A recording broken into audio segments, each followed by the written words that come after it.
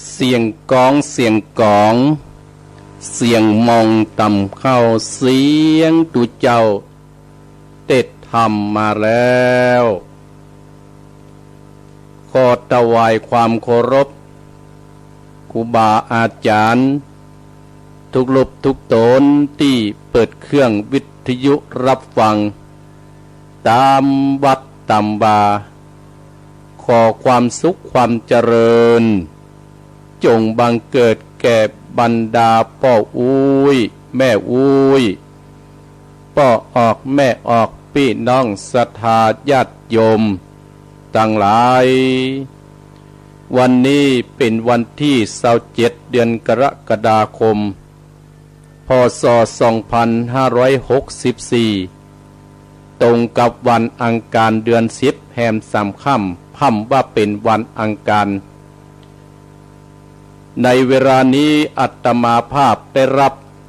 ภาระหน้าที่ได้มาพบปะศรัทธาญาติโยมในเวลายามเย็นในรายการมรดกธรรมกำเมืองในค่ำวันนี้ได้รับภาระจากท่านพระครูอภิวัฒนวิกรมได้เอาน้ำธรรมคำสอนเอาอกเอาใจบรรดาพ่ออุ้ยบรรดาแม่อุ้ยพ่อออกแม่ออกทุกท่านทุกคนที่ไปวัดกะยากนั่งกะยากลุกกะยากท่านพระครูอภิวัฒนวิกรมได้ให้อาตมาภาพได้น้ำธรรมคำสอนแบบมรดกธรรมกำเมืองมาเทศนามาวันนี้ศรัทธาญาติโยมท่านเจ้าภาพทำผูกแรกนี้ก็หมายมีคุณโยมยุพินหอมมาราหรือแม่น้อยหอมมาราบ้านแม่หยวกอำเภอเมืองจังหวัดเชียงใหม่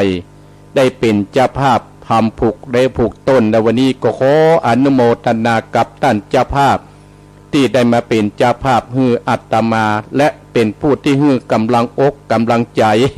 ตุเจ้าบ้านนอกอย่างอาตมาภาพที่จะได้มาเทศนาในค่ำในวันนี้นำธรรมคำสอนมีชื่อว่าแมงสี่หูห้าตาผูกท่วนนึ่งศรัทธาญาติโยมแมงสี่หูห้าตานั่นจะเป็นจะได้นั่นอาตมาภาพตุเจ้าวัดหนองเหียงตำบลสันติสุขอำเภอเดรอจังหวัดเชียงใหม่โดยอาตมาภาพพระครูวรธรรมมนาถจะได้มาเทศนาฮือกับบรรดาศรัทธาญาติโยมทั้งหลายเอาละศรัทธาญาติโยมเวลา1 ชั่วโมงก็เหบมันได้พิเศษเห็นหน่อยเนาะศรัทธาญาติโยมเนาะเอาละเนอะศรัทธาญาติโยมอาตมาภาพจะเทศธรรมชื่อว่าแมงสี่หูห้าตาจะเป็นจะได้นั่นก็เชิญพี่น้องศรัทธาญาติโยมได้สดับรับฟังณบัดนี้ตั้งอกตั้งใจเนอเอาละเนอศรัทธาญาติโยมเนาะนะโมตัสสะภะคะวะโตอะระหะโตสัมมาสัมพุทธัสสะเอกัสสะเมงเกลาสัมมะเนอิตังสัตตะเวทุวันเนวิอัลลันโตมัตตินักกะเตอัลลัมปะกะเทเสสันตะวตุดานสัมโพธิสัตว์ตั้งหลายตึงยิงใจตนโมอันนั่งอยู่ฟังธรรมตั้งสถานีวิทยุวัดไฟอินและสถานีกู้สถานเนจงดาจำติดต่อติดสืบซ้อนถึงไปจักเป็นอุบายเตื่อมกามล่วงลำกังกีดได้สวดสัตว์ไปนาเกิดจันฟ้าเมืองสวรรค์สุขนิรันดร์ชื่นจ้อยดังไฟอ้อยผาทนาหรือกาลาไปหลอดเวียงแก้วยอดเนตรหลับปันจริงปากันตันเก่าน้ำวัดผู้ปั๊มปัจจัยสินดวงใส58ได้โกดแกดกับตนปากันมาพร้อมนาท้าอยู่ฟ้าฟังตามตั้งสถานีวิทยุจงดาจำฟังตีเอาเป็นตีสนใจ ลำดับไปนานี้เตอกิตายังมีกัลลักขับหนึ่งใส่ปฏิไวสาปัญโยตนเป็นโกแก่โลกดับโศกภัยมันสำรันยังจอดในอารามยอดเวรุณนาดามเรื่องงามใหญ่กว้างที่จิมจังลาดจันนาครเต้าผู้รันยศใหญ่ลาดพิมพิสารมีใจบันแปกกว้างสาระสามสังยอดตะวายแก่พระบุญไปปิ่นเก่าคือพุทธเจ้ายอดมุดียะธามีสันใดดังอันตถาในกัลนันใจปฏิไว้จินนาวรก็ปรอบเต้ามัดติดนาครเป็นเอตเมื่อเกเรตตันอาจึงเครื่องกาดตำกอยตุกจองห้อยเครื่องขี่พระมุนีตนนาองค์อาจจริงโอกาสเป็นกาตาอัตติตามันติเรศดังนี้เป็นเก่าขอดสตาหนุ่มเต้าใจยิงตั้งหลายมวลโมดที่ฟังธรรมตั้งสถานีวิทโยบัดนี้แต่เตอเอกกังทิวาสังยังมีวันหนึ่งที่กูเจ้าตั้งหลายปากันมานั่งใหญ่ปอมโมดนาโยลงตามเป็นกรรมเป็นเอตปาเตเตสัตนาวาอาวุโสดุลาตันตั้งหลายเอ่ยน้อยใหญ่ดังกาเกิดควายกันเน่งนายสังกัดใจแต่เล่าขอพาเป็นเจ้าปัสโสดมาบอดจาเป็นกรรมปามองเกเหตุแม่เตวีปัสโสดได้7 วันก็ตายจากโลกกาเมืองกอนเอาตนนะไปเกิดในองค์ปาเรตุสิตาละพุทธาเนาะเราอยู่กับแม่เจ้าแม่นาจิวาปัจจาบดีแม่โนมีไหลลาคุปปตากลมนาถึงขึ้นใหญ่เต้ากระเสวยเมืองลูกเรื่องแผ่กว้างภายภาคอังเจยบานนาบ่อนนั้นแต่สายก็ได้ออกบวชเลยลวดบั้มเป่งนันนาไหลหลาก6 วาสะอากเป็นไปพระไปจบจอดถึงยอดทรัพย์ปัญโยตนเป็นคู่แก่โลกนำสารคามโอคะสงสารถึงนิพพานเวียงแก้วเป็นที่แล้วบะโดดได้ดันไก่บานป้องจัดก่อนปังลางไผก่อยยังไปโอว่ามีสันใดนันจาอันตาโกปักกะวาในกาลันนันใจปฏิไว้ตะลงยันสามลันยังอยู่ในการโกกุติโสตัญญานี้เป่งปอยได้ยินกำต้อยกำจาอันพิโกสังกาจักโกในลงตามพระองค์กำเป็นเจ้าอันเงินเงาเตสนาจริงเนนายอดดิบาทไปเนื่องเหนืออัศดาพิโกสังกาน้อยใหญ่อันปฏิไว้ตดสะปนปรากฏตอนนาก็จะสะปันกอบปาการลวดไว้ดันจุงเลี้ยวกาวโอหูขีดยาวตินันพระเจ้าพิกุตนสราดพิวาทกายคิดญาบอกกาวพระเป็นเจ้าตับมีพระหมุนีตนปันแปวได้เจียนจาว่าพิกเกาเวฮิโกตั้งหลายเป็นสาติยาตาเสียงกัดตัดหาเกิดมาปังซอยแม่ลวดคุยมอลัดนายังผู้ทอนพ่อเจ้านั่งนอดดาวปัจจาโคตนีเป็นสีเมตตาตั้งเป่าเอากอบมาลุมลา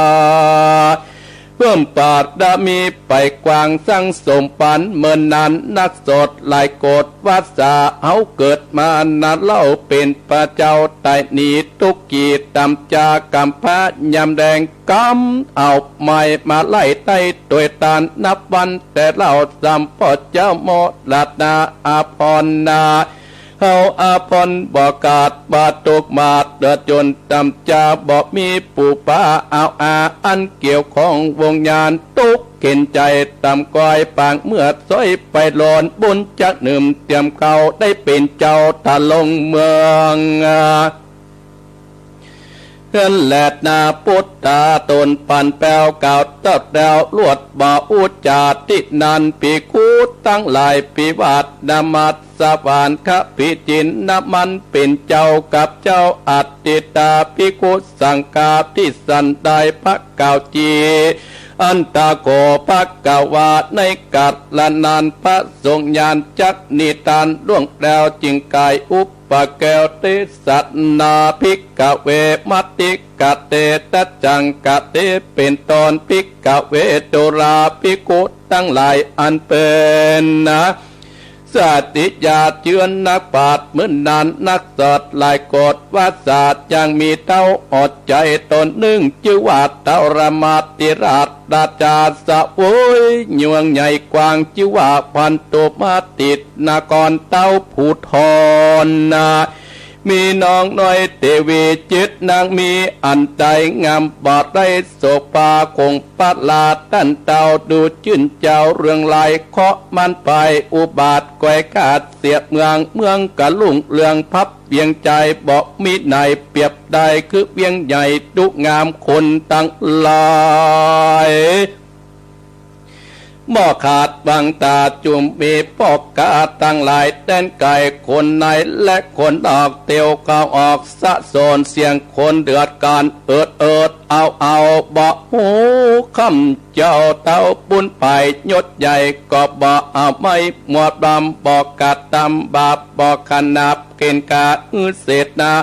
อามาตตั้งไปราชเมืองได้เครื่องตำก้อยทุกจองห้อยเครื่องกี่เจ้าปุติมวนมือจึงได้อยู่เจบานสุขสามลานตัวห้องคงเขตต้องมัดตินากรก็มีอันแหลดนาก็ยังมีสองคนปวบเมียตุกยากแต่เล่าอยู่บ้านเก่ามุงกาตามเสาะหาดได้อยู่โอนใต้เวียงใจ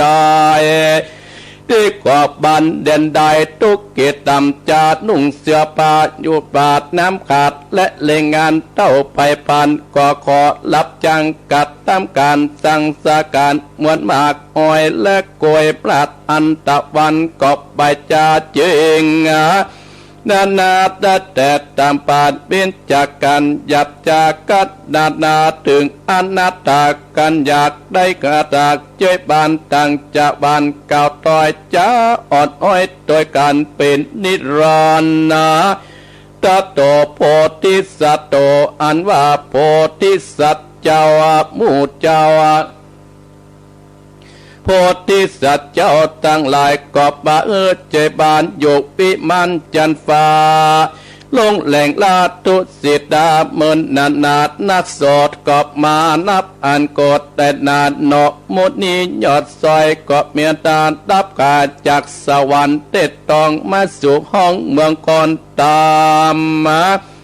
กำได้สั่งไว้แต่งไต้เดิมดีเนาะมุนีอุดแล้วก็ปากกัดแก้วจากจันสวรรค์จันตุสิดาจันปาสูตรโลกลาเมืองคนวิบากตนจัดก่อนกลับมาไล่ต่อตันตยตานก็กามปันจองอ้อยไปเกิดต้องคนปั่นในสถานบ้านนอกออกนางดีสองกีบป่อแม่ตุกแก่อัตนาตาเต้าตะเวียนถูกต้องจากกองเป็นจากกรรมเฮาอาจเป็นขาดตั้งผ่านบอดนั้นจะรามสิทธิ์เดียนปั่มตึงดีดังเกิงกีดดันใสกอบปัสสุดใดบุตตาลักษณะปัสเสริฐลำเลือดเลือดลายสองปุณณภัยอันแก่เจจอมปั่นกีดนมป้อนเก้าเต้าอยู่เฝ้าลุมลาบอกกะลาลาภาคนี้อาจอึ่งดันนอโพธิจันติวายกอดใหญ่ขึ้นหลอกโลกปัญญาที่กอบมาปาดอินทรีวันเดือนปีต่อลดวาสานางอัตนาตาแม่เจ้าวิบากเก่าปังลางป้าปังตอบซอยเปียดทิศใดลุ่มลาลวดมอดดัดนาแต่ดัดลูกหน่อยอ่อนอ้อยใส่ใจปวดเจ้าก็มาโศกเศร้า ตุกเบาน้อยหลายได้เป็นใหม่ตั้งปานสายวงวันพี่น้องมีแอกห้องแดนใดเอาเข็นใจกันอยากแม่เจ้าตายนี้ละเครื่องกี่เก่าคอยน้ำตากอบไม้ย่อยคนยิงใจไกลกอดเล่งอันกอบปะกันรีบหอนลองเอิ้นเป่ากัดมาสู่เกะอาตุบหน่อยกัดต่อยลุดไหลแล้วกอดจากไข่ลมลามโศกเศร้าบาต่างเลิกทรงสาการตามประเพณี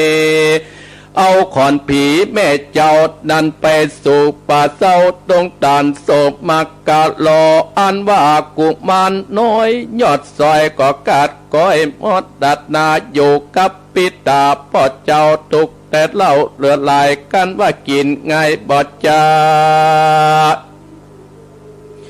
ก็ข่าวป่าดงลีอาจต้องปีดและหยวกกอยไปตามห้วยดงดานเก็บผักผ่านหนอบไม้พักกลุ่มใหญ่หลายอันตั้งหัวมันและหัวแหวนนั้นละแวกนำมาตกแต่งดากับเขากิ่งเก่าเป็นเนรันบ่เว้นวันสันได้ลังพ่องก็ไปสอดตาตำตังกาขอตันได้อาหารข้าวน้ำเพื่อเกือกำตามมีเจ้าบุตรดีใหญ่ดอยพ่องใจถอยมัวดำอ่านพัดตรงตามนอดดาวขออาหารกัดตามการหยับจาก็ตกแต่งตะวายพระรากีการยะนาดานมือก่อไม้เอวคอจุบมัวพายก็เมื่อปะปันมันแล้วก็ปากันดาไล่จุยมาใส่ตำลางเสียงอึ้งอ่างกันสาวจักกะตำสังกลางดีเป็นบนนาโทมันนาบ่ประมาทรักษาเว้นจากตามเสียงจังการกวนใหญ่จักเก็บใส่ใจปฏิบัติคำเจ้าด้วยตามธรรมประเสริฐบังเกิดสวัสดีเนาะโมติถอยไหลประการตาปาโตไปนานับอ่านอาปอปีใจเครื่องกี่พ่อเจ้าก็มีเพียติมาปานปืนนาตุกอันลำบากบ่อาจพากไปน้อยจากกาลาเตียวต้องเข้าสู่ห้องและหัวน้อหัวมันเสาะไปยังพุทธอาลอเก็บเครื่องกวาปะไม้ตั้งพักผมและผักน้ำพั่มพอมมาทุกสาสามไหลประการอันว่าตั้นบาหาโพธิสัตว์เจ้าบุญบอดเจ้าเนาะมุดีกังกีมากลายเอดนำใบกอดตามสาตานมานอกตีเขาออกไปมาป้องกอกมานาใจเจิญยกมือยืนวางไปปัจจัยเครื่องใจลูกไม้อวบมันตั้งเสื้อผ้าปุจญากอกกาอูดจานตั้งหลายพระตามตั้งเยาวันบัดนี้ก็เป็นลูกเต่าเราไปอย่างมากันอยากแดดนาคนหญิงจาก็โอกาสขีดยามาแต่ก้าวสุดไปโดยปัดนิยายแต่บอกเป็นแวบบทใดเล่าเกณฑ์ใจกันอยากเมตตาจากมอดดัดนาใจอาพรคำเจ้าอยู่กับพ่อเจ้าปิตาตามอนาตาอยากลายบ้านอยู่ใต้บุรีพ่อกัสมีปัญญามาปาดในตนตัวทุกตะรนจอกอ้อยมีละร้อยหลายประการโนโปธิสัตว์เจ้าได้โอกาสคิดยาคุณนาดนาเจ้าบุรีหนุ่มเต่าฟังหนอดเต่าพระเจ้าบอกกล่าวอกใจตันตำก้อยน้ำตาก็ย้อยตั้งกับมีใจโศกเศร้าอินดูเจ้าเนาะมุดนีเก้ากองมีต่อกาตั้งลูกไม้หัวมานยกพ่อปานเจ้าหมื่นนาตั้งพองกัดดาลุมลาวถึงเนาะเน่าใจได้ว่าไปอยู่กับปูปาเอาอาจักอยู่ได้สวสดีดอกโมนียอดซอยกอดตอบถ้อยขีดยาวัดดุราปูปาตัวเองกาไม่มาดเข้าก่อนน้ำขาดแรงง่ายตุกเลือไหลอาบไม้พ่อสัมมาพ่อเจ้าปิตากรรมมาปาตุกตองก็มีหลายอันแจงเปียทิกอบมาคอนรุ่มลอนเกิงกีจักหนีป้อบอดได้เนี้ยบอดได้ปิดไม้เนาะโมนี้เก่าแล้วก็กาดแก้วกะลาก็อำลาลิบ แต่เต่าขึ้นไปสู่ที่อยู่เองตอนก็มีอันและนาเนติตังกิญาสังวันนันนาวิเศษจากห้องเหตุแมงสีหูอาตาผูกตนก็บังคมสมเลสเดนเอาละสถาญาติโยมบรรดาพ่ออุ้ยแม่อุ้ยพ่อออกแม่ออกพี่น้องสถาญาติโยมอาตมาภาพได้เทศน้ำเทศธรรมมีชื่อว่าแมงสีหูห้าตาผูกต้นสถาญาติโยมผูกต้นนี้โดยมีตั้นเจ้าภาพก็มีแม่ยุพินหอมมาราบ้านแม่หยวกอำเภอเมืองจังหวัดเชียงใหม่หรือว่าแม่น้อยหอมมาลาเตี้ยตมาภาพจังห้องเปิ้นจะอีก็ได้เป็นเจ้าภาพเจ้าสถาผูกแรงคืออาตมาโดยเปิ้นโทตังหลังมอยแต่เจ้าเปิ้นติดตามตัวขึ้นสีขาวท่านทั้งหลายอาตมาภาพก็ขอขอบพระคุณท่านพระครูสมุทรวิชุวัตรวัดหัวฝาวัดไฟหินเจ้าของสถานีวัดไฟหินตลอดถึงวัดพระบาทอุดมหลวงพ่อเจ้าคณะอำเภอฝางและโมนเสียงธรรมวัดบุพารามหลวงพ่อเจ้าคณะอำเภอตลอดถึงวิทยุชุมชนห้วยตองซักนะและตลอดถึงของป้อดมบ้านทุ่งเรดิโอที่ทำการถ่ายทอดในเวลานี้อาตมาภาพได้รับความได้มอบหมายจากหน้าที่จากท่านพระครูอภิวัฒนวิกรมได้ให้อาตมาภาพได้ให้เอาอกเอาใจบรรดาศรัทธาญาติโยมที่ไปวัดบ่ได้เพราะว่าปัจจุบันนี้อีพ่ออีแม่พี่น้องศรัทธาไปไหนก็ยากแม้แต่ไปวัดก็ปะให้ได้แต่ใดศรัทธาญาติโยมท่านพระครูอภิวัฒนวิกรมเพื่อกระเลยฮื้ออัตมาภาพพร้อมด้วยพระคุณเจ้าหลายรูปหลายตนตั้งแต่วันจันทร์ถึงวันศุกร์สลับซับเปลี่ยนกันไปโดยอัตมาภาพนั้นได้มาในรายการวันอังคารเวลา 4 โมงถึง 5 โมงมะแรงศรัทธาญาติโยม 4 โมงถึง 5 โมงมะแรงนี่ก็เหมือนกับพาไปฟังธรรมที่วันศีลวันพระท่านทั้งหลายอาตมาภาพก็ได้ปฏิบัติหน้าที่ของอาตมาภาพตามที่ได้รับมอบหมายแล้วญาติโยมทำแมงสีหูห้าตาปลูกต้นนึ่งนี่เนื้อเรื่องมันก็มีอยู่ว่าในครั้งพุทธกาลนั้นศรัทธาญาติโยมก็มีพระพุทธเจ้าเฮานี้ได้ประสูติออกมาหรือว่าได้เกิดออกมาง่ายๆจากท้องแม่บรรดาแม่ของเปิ้นได้อยู่ได้7 วันก็ได้ไปสวรรคตท่านทั้งหลายพ่อของเปิ้นก็คือแม่นางประชาบดีเป็นแม่น้าดูแลพระพุทธเจ้าเฮาที่ยังเป็นละอ่อนอยู่ท่านทั้งหลายอันนี้เปิ้นก็ได้กล่าวถึงเรื่องนี้อยู่มาบ่เนินมานานก็ได้ออกไปบวชเป็นพระพุทธเจ้า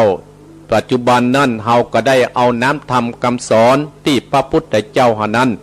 ได้ได้จาได้ตรัสรู้แล้วเอามาเทศนาฮื้อกับศรัทธาญาติโยมบรรดาพ่ออุ้ยแม่อุ้ยได้สดับรับฟังกัน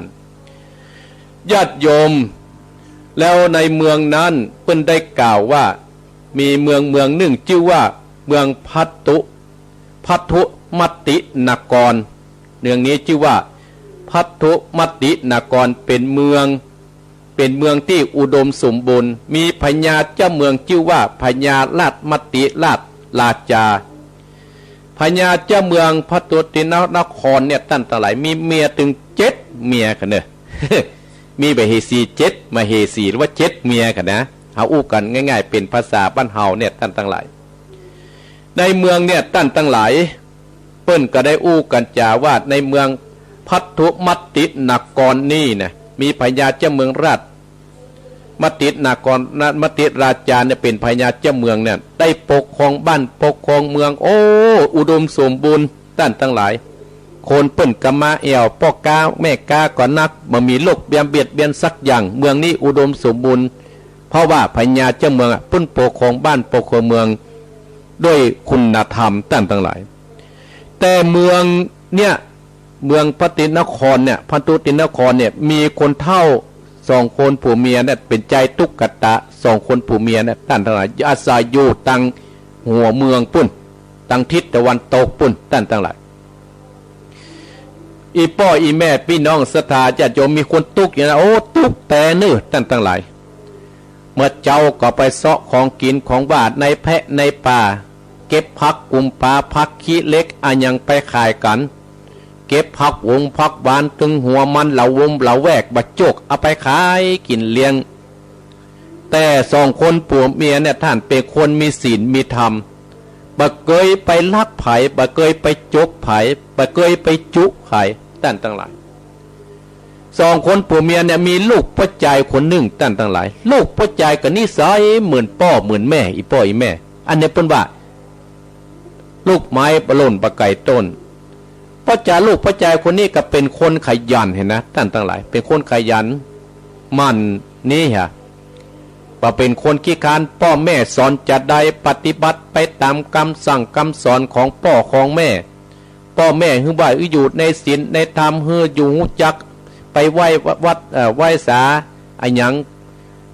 ละอ่อนคนนี้ก็ปฏิบัติตามที่พ่อแม่ได้สั่งได้สอนไว้อีพ่ออีแม่พี่น้องศรัทธาญาติโยม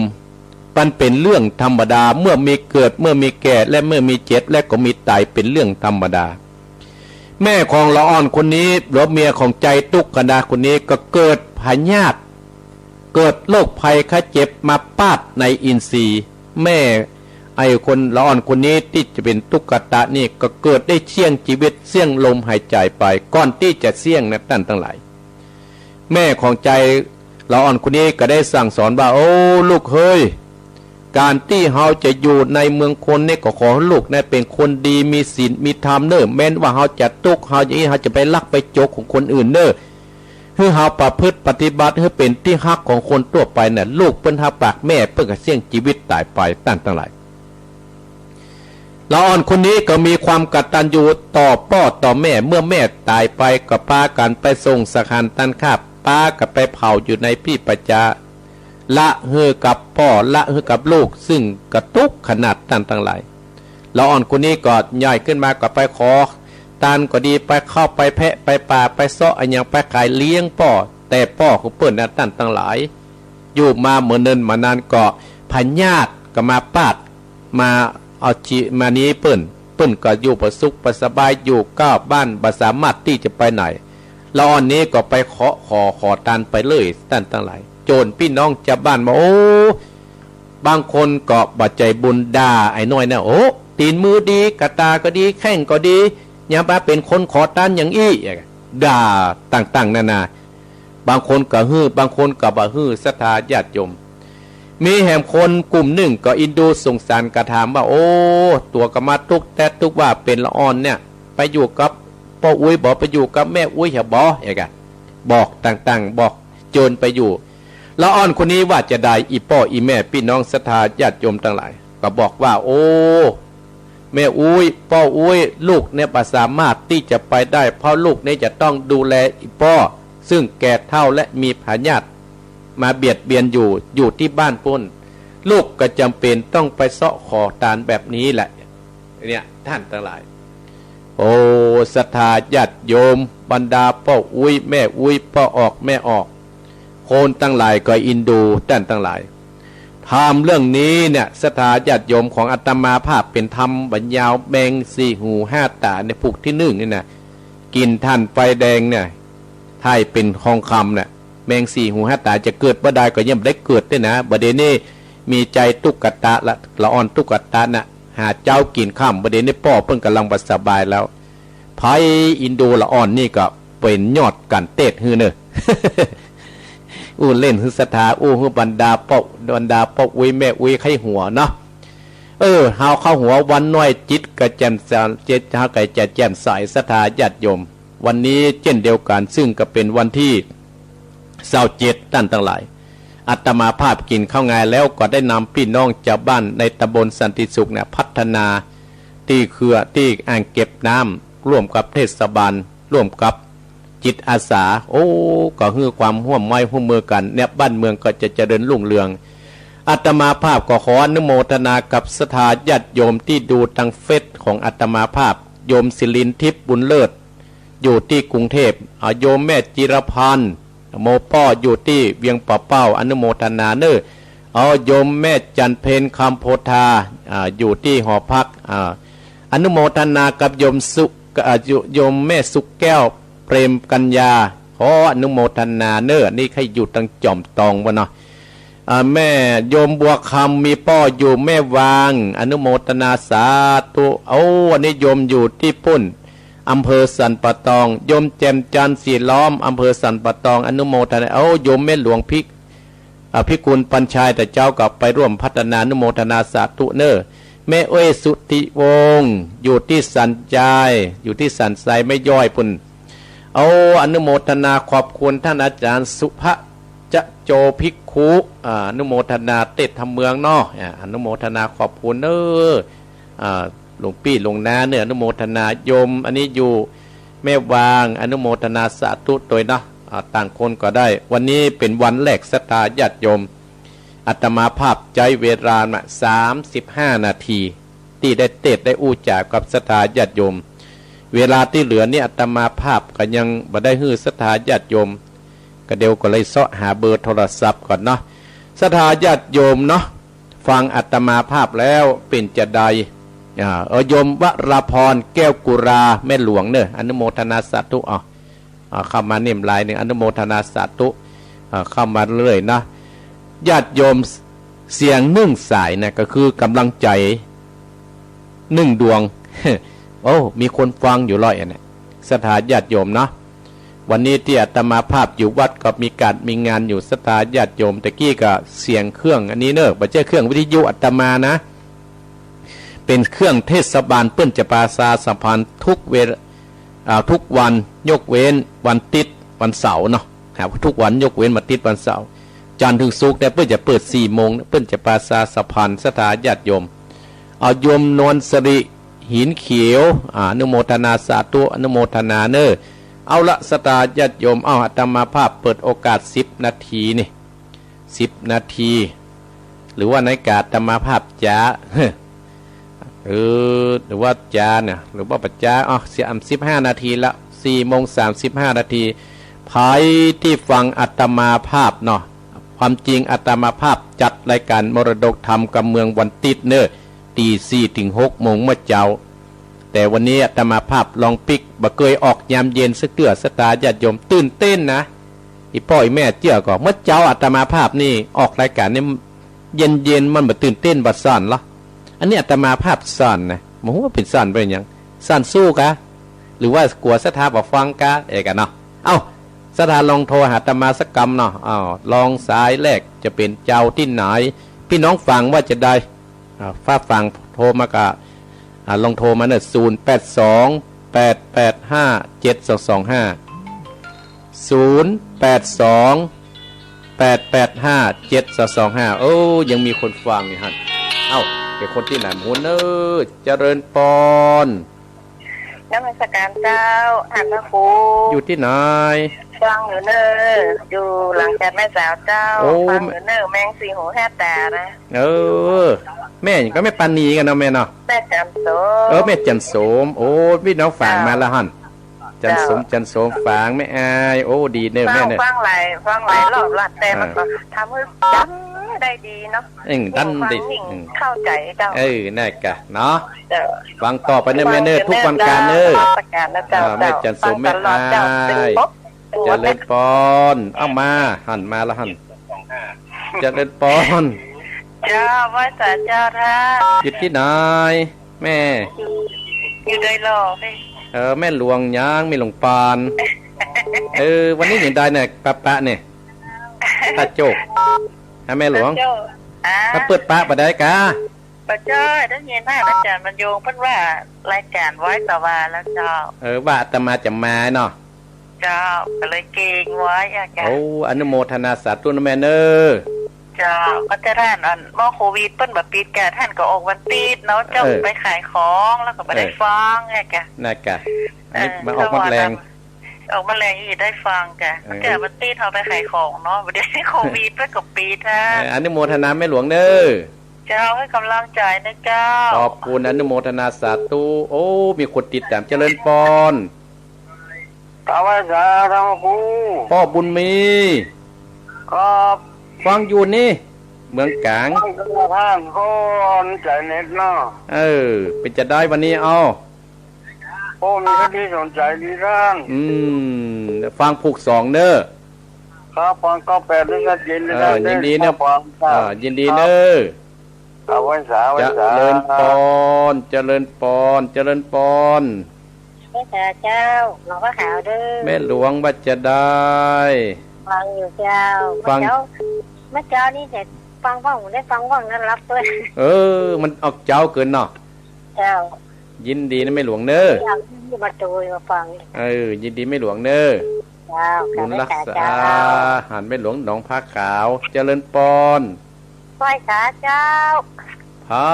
ยแม่จันฟองแม่จันฟองอยู่ไหนลำปางเจ้ายังฟังอยู่เนาะเจ้าวิทยุมาตัวให้เอาไปวิทยุไปตัวห้อยกันเนี่ยเจ้าโอ้ได้ยินเสียงอาตมาแล้วอยู่กลางห้อยปะเนาะเจ้าเอาไปเป็นกู้กันแม่อุ้ยเจ้าเอาไปเป็นกู้เนาะเจ้าบุญรักษาไปเนอเจ้ารักษาเนอเจริญปอนแม่จันฟองเจริญปอนเจ้ารักษาเจ้าท่านพระครูอันนี้แม่อย่างฮะแม่เอื้องไฟเจ้าแม่เอื้องพาย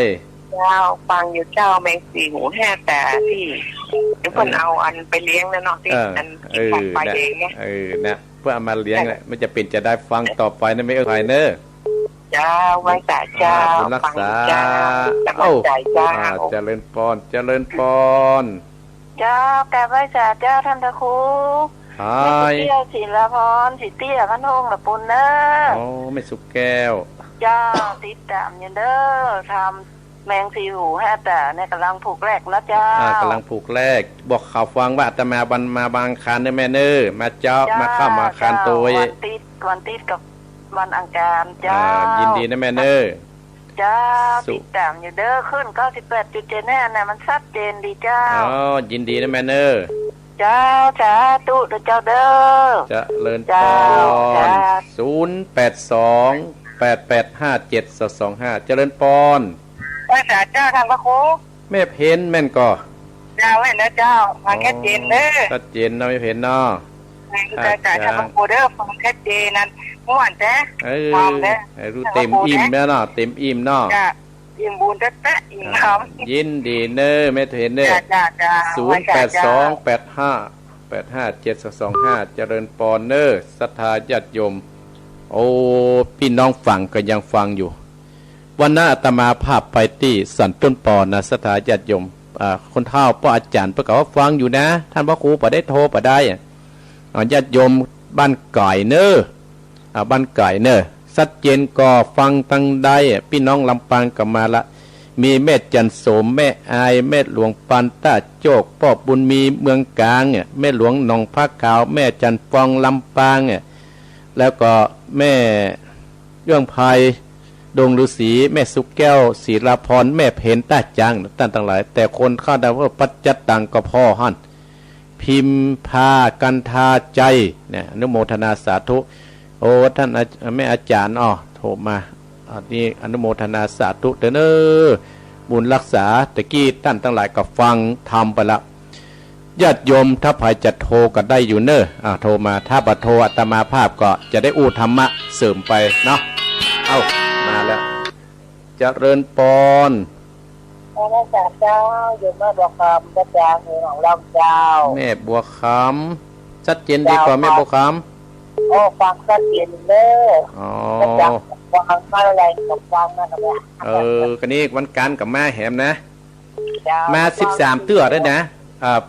ข้อภาษาไปเลิกละเนาะมันเปิงเรามันเปิงนะที่ถึงคำกับว่ายินดีนะแม่เนอเจ้าเจริญปอนเจริญปอนภาษาครับภาษาครูครับโอ้บาโศกอยู่ที่ไหนก็อยู่ แต่คิดเล็กเยอะกว่าเป้าให้เหรอ โอ้สันขี้เล็กได้ยินอยู่กะสันขี้เล็ก ครับ โอ้พ่อกระติดตามนี่ถ้าพ่อได้ ครับที่สามตลอดนะ โอ้ แต่วันได้โทรแต่วันนี้แหละ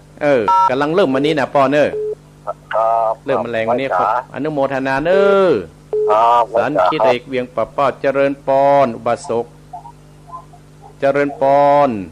จะโดนปอไว้ขาเจ้า เจริญปอนเป็นอาตมากะไหว้สายกะอยู่ที่ไหน แม่ยังว่าเมื่อไม่อายเจ้า โอ้ไม่อายบ่ล่ำโทรหากันสักเตือกันแหน่ โทรมาเดียว โทรประเดียวใครบอกเขาฟังอ่ะ ฟังวิทยุเลยค่ะ แม่ยัง ล้อมมาลิธิเจ้า แม่ล้อมบ้านนิติบ้านอย่างแม่ บ้านห้องทอนพัฒนา โอ้ไม่อายเปิ้นเนาะ ไม่อายเจ้า อ๋อฟังเน้อนะอาตมากับมาเพิ่มเวลาเน้อ ม่วนดี ม่วนดีเนาะเป็นกำลังใจให้กันเน้อ เจ้า เจริญพรเจริญพรเอาเห็นสัก2ได้อาตมาภาพจะอุธรรมะเจริญพร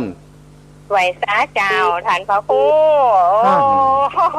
ป้าจะได้อยู่น้อยลืมแล้วกาบ่ลืมหันหน้าจำได้อยู่ ตุนพึ่งเวียงน้องรองแน่กะต้นพึ่ง เมาเล่งล้านฐานพระครูมัทุตางคนหรือคนเกิดแล้วคนเจ้าไปลำปางจะได้โทงไก่กันแล้วดีละมาฟังธรรมแทนวันศีลนะแม่เนอเจ้ายินดีเนอแต่วันศีลวันเฮาก็ได้ฟังอยู่ที่วัดนี่ก็ฟังอยู่นะเจ้าต้นเพิ่งวัดฟังอยู่เจ้ายินดีแม่เนออนุโมทนาเนอท่านพระครูเนออนุโมทนาสาธุเจ้าไว้สาเจ้าหันมาติ๊กเจริญพร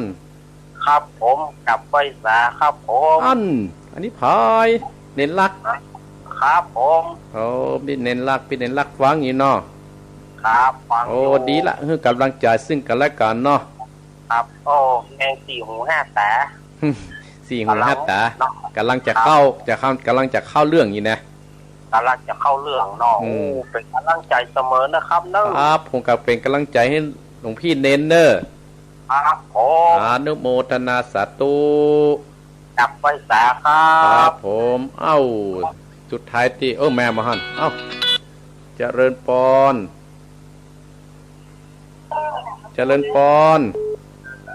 ว่าสัจเจ้าค่ะอาจารย์อันนี้อยู่ที่ไหนกันเนอด้วยเต่ากันเนี่ยไม่อยู่ไม่แจมเจ้าแม่แจมพี่น้องแม่แจมบ้านไหนยังบ้านเครื่องบนแม่ขันแก้วเจ้าช่างเครื่องบนแม่ขันแก้วชัดเจนดีก็ชัดเจนดีค่ะอาจารย์ฟังแล้วเป็นจะได้แม่มีความโหไม่อยากให้มันจบหรอกอยากให้มันต่อเห็นเนาะอยากให้มันต่ออยากให้มันต่อให้หัวต่อผูกสองกันนะต้องบอกได้อาจารย์บรรยงกันนะแฮมกัมไม่เนี่ยเจ้ากับกล้วยฟังไปกันไม่จะเสี่ยงในกันแม่เนาะเจ้าฟังไม่ฟังตลอดไม่คืนไม่กับฟังแล้วจันดีแม่เนอแม่ขันแก้วเนอเจ้าจะเล่นปอนแม่เนอไว้แต่เจ้าเจริญปอนแม่ขันแก้วแม่แจ่มมาทั่วทิศทั่วทายเจริญปอนเจ้าหยุดที่ไหน